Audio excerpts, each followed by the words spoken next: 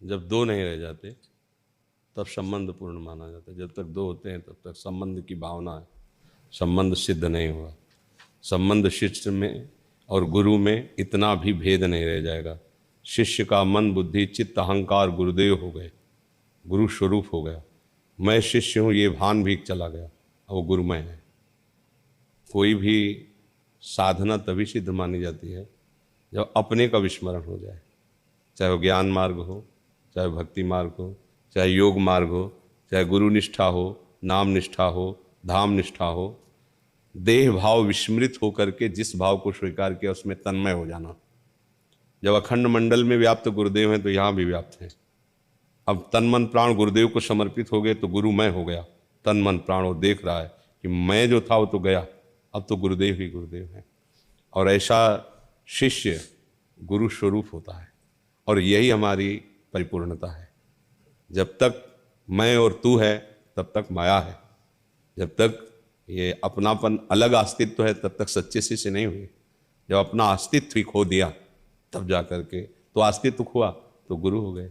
जैसे एक भृंगी नाम का कीड़ा दूसरी जाति के कीड़े को लाकर मिट्टी के घरौंदे में रखता है, उसे अपना चिंतन कराता है, भयवश डंक मारता है, उसको चिंतन, वो भृंगी हो जाता है बिना शरीर छोड़े उसी शरीर से। ऐसे ही गुरुदेव शास्त्र आज्ञा में शिष्य को बांधकर सच्चिदानंद स्वरूप का चिंतन कराता है, बिना शरीर छोड़े वो सच्चिदानंद में स्थित हो जाता है। अब गुरु और शिष्य में भेद नहीं रह गया, केवल व्यवहार में भेद है कि गुरु और शिष्य बैठे हुए, जो गुरु वही शिष्य, जो शिष्य वही गुरु। अब कोई अंतर नहीं रह गया। बात समझ में आ रही? तब वो वास्तविक गुरु की आज्ञा का पालन करके गुरु स्वरूप हो गया। ब्रह्मविद ब्रह्मयु भवति, जो ब्रह्म को जान जाता है वो ब्रह्ममय हो जाता है। तो गुरु मानकर गुरु को जान लिया तो गुरुमय हो गया। अब उसमें अंतर नहीं रहता, वो भगवत स्वरूप हो जाता है। जैसे एक बार रामानंदाचार्य जी की सेवा में एक शिष्य थे, तो भोग लगने के बाद ठाकुर जी को अपने यहाँ पान प्रसाद पान की बीड़ी पाई जाती है। तो जब पान पाया तो उसमें अब दांत तो थे नहीं, तो शिष्य क्या करता, अपने चबाके से दांतों से ऐसे लेके फिर ऐसे। तो वहाँ बहुत से वैष्णवजनों ने देखा वो आचार्य को, गुरु को ऐसे करके, तो शिकायत लगाई कि महाराज आप जो भोग पाने के बाद पान का प्रसाद पाते हैं, वो अमुक शिष्य जो आपकी सेवा में है, श्रीरंग सेवा में, वो चबा के लुगदी करके जूठा करके देते हैं आपको। कितना बड़ा अपराध, नरक भी उसको, क्योंकि गुरु का ऐसा अपमान।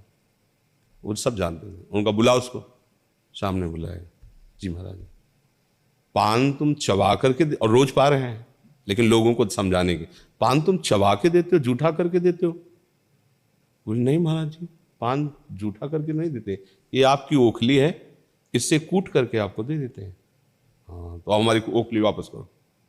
चाकू उठाई, गर्दन काटने को देखा, अब इसका शरीर, इसका मन, इसका प्राण मेरा हो चुका है, अर्थात मैं और ये अभेद हो चुका है। अब यह पूर्णता, पूर्णता में इतना भी भेद नहीं रह जाता। जैसे एक गुरु जी का शरीर बहुत दर्द कर रहा था, शिष्य पैर दबाया, उनसे कहा बेटा हाथ से कुछ कम असर हो रहा, चढ़ जाओ हमारी पीठ पर, पैर से दबाओ। अरे गुरु जी आपके शरीर के ऊपर पैर रख दे, नरक में भी हमें ठौर नहीं मिलेगी, इतना बड़ा पाप हम तो गुरु जी नहीं कर सकते। उन्होंने कहा अरे मूर्ख हो, हमारी जवान पे लात मार दी, पीठ में मारने में क्या जाता? पीठ सेवा के लिए आज्ञा हो, अगर आप गुरु को समर्पित है जी, आप ये थोड़ी सोचो मेरे पैर नहीं, गुरु की आज्ञा, गुरु को समर्पित हो। जैसा कि जैसे नारद जी भगवान द्वारिकाधीश के समीप दर्शन करने जाया करते थे, देखा तो भगवान ब्रज गोपियों की याद करके रो रहे थे। अस्तु ये था माम प्रपद्यन्ते तास्ते, भगवान को अगर आप प्यार करते हो, भगवान वो आपसे ज्यादा, क्योंकि महाप्रेमी है। नारद जी ने कहा प्रभु आप गोपियों का चिंता, और भक्त बड़े बड़े, क्या कोई सृष्टि में उनकी समानता नहीं कर सकता?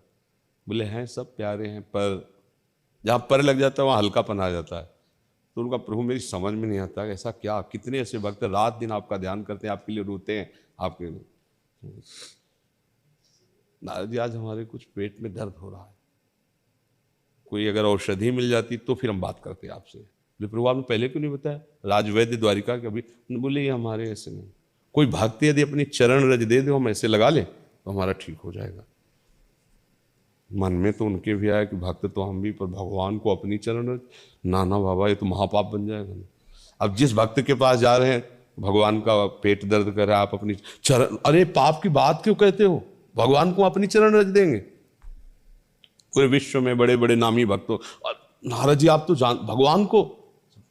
ब्रज में आए गोपीजनों से पास, तो गोपीजन जानती थी प्रभु के पास आते हैं तो उनको कैसे हैं प्रभु, तो उनका बहुत कष्ट है, उनके पेट में दर्द है, कैसे निवृत्त होगा। बोले चरण रज भक्त की मिल जाए, हाँ ले। सैकड़ों गोपीजनों ने अपनी चुनरी में चरण, बोले जल्दी जाओ पहले। तो बोले तुम्हें पता है भगवान को तुम चरण रज दे रहे हो, तुम्हें नरक मिलेगा। तुम कहा नारद जी यदि उनका कष्ट दूर हो जाता है और मुझे बहुत काल तक नरक मिलेगा, मुझे कोई परेशानी, मेरे प्रभु को सुख हो। ये कहा नारद जी से कि तुम भी तो भक्त थे, देखा ये समर्पण। तो जब इसको पूर्णता इसे कहते हैं कि अपना कोई अस्तित्व तो नहीं रह गया, अपनी कोई मांग नहीं रह गई, अपनी कोई चाह नहीं रह गई, अपने गुरु अपने इष्ट में पूर्ण तन्मय, तो वही है, वही था, वही रहेगा, दूसरा थोड़ी है।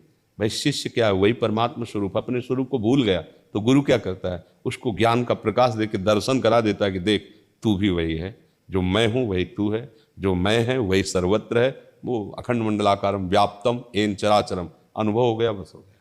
ये पूर्ण स्थिति है। पूर्ण में कहीं भी कोई भी अपना महत्व नहीं रह जाता। अपने आराध्य देव, अपने गुरुदेव, ये कहने में आ रहा है, उसके दिमाग में भी ये नहीं, उसका दिमाग तो आराध्य देव मैं हो चुका है, अलग होकर बात की जा सकती है, लेकिन जो तन्मय है उसी में तन्मय है, अब दूसरा कोई रहा ही नहीं। ये स्थिति है जो अनुभव में बकाया यहाँ तक पहुँचना बहुत कठिन होता है, क्योंकि हम जो भी बात करते हैं अंतराय बना के बात करते हैं। अपना शरीर, अपनी वासना, अपनी इच्छा, अपनी प्रतिष्ठा, अपना मान, अपनी संपत्ति, फिर गुरुदेव वो जो कुछ कह रहे हैं मान लिया, अपने से कुछ उनको दे दिया, ये भावनाएं रहती हैं। ये नहीं है कि मेरा अस्तित्व नहीं है, आप हुक्म कीजिए, प्राण बलिहार, तो बस वही जो वो है वही हो जाएगा। समर्थ गुरु रामदास जी से शिवाजी ने कहा हम दीक्षा लेना चाहते हैं, शिवाजी, वीर शिवाजी, उनका किसी दिन शोध कर बता देंगे हम, सूचना भिजवाई, शिवाजी को बुलाओ बहुत कष्ट है। आए, हाँ हमें बहुत पीड़ा हो रही है, अभी राजवैद्यों को बुलाते हैं। नहीं, हमें पता पीछे भी हुई थी पीड़ा, ये सिंगिनी के दूध से दूर होती है। जाओ, कोई अस्त्र नहीं, कोई अंगरक्षक नहीं, सिंगिनी का, और सुनो स्वर्ण के पात्र में टिकता है वो, और पात्र को छेद के निकल जाएगा। हम जी, अब सिंगिनी कोई गाय है क्या, मतलब वहां जाने का मतलब मरना, जंगल में अकेले बिना किसी अस्त्र शस्त्र के, बिना किसी अंगरक्षक के राजा हैं। गए तो देखा 9 शावक सिंगिनी का दुग्ध पान कर रहा। जीव सिंगिनी ने देखा मनुष्य भारी गर्ज, उन्होंने हाथ जोड़ के हमारे गुरुदेव ने कहा है उनकी पीड़ा निवृत्ति के लिए दुग्ध, अगर आप हमें खाना ही चाहती हैं तो बस हमें आप अपना दुग्ध दे दीजिए और मैं गुरुदेव को दे आऊँ, आप मुझे खा लीजिए। बिल्कुल वादा करते हैं पक्का आ जाएंगे। सिंगिनी दहाड़ हमारे बीच में ही समर्थ गुरु प्रकट हो गए, उनका बस जाओ। पहली परीक्षा हुई प्राण समर्पित, दूसरी परीक्षा, एक दिन राज दरबार में गए, कहा भिक्षाम दे, संत है भिक्षा दीजिए। कांप गए कि गुरुदेव है, इनको क्या भिक्षा दे। उतर गए, साष्टांग दंडवत हुए और कागज में पूरा राजा का जितना ऐश्वर्य सब मेन लिखा, अपने दस्तखत की झोली में डाल दिया, अपने सहित परिवार सहित पूरी संपत्ति सहित।